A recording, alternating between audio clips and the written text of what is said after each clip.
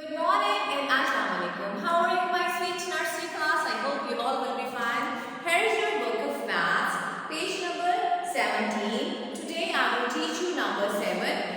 Page number 17 is for reading, and go to practice book page number 21 and 22 you will do today for written practice. Let me tell you how we will write 7. Start from the dot, make sleeping line, make snack line. It will make 7. 1, straight down, make a cap, come slide down, make sleeping line. It will make 2. Make semicircle, make another semicircle.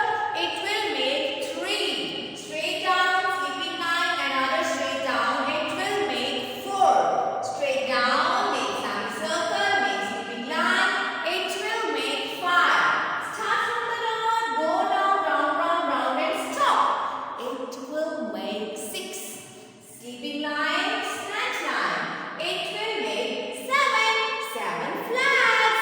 1, 2, 3, 4, 5, 6, 7. These are 7 flags. Today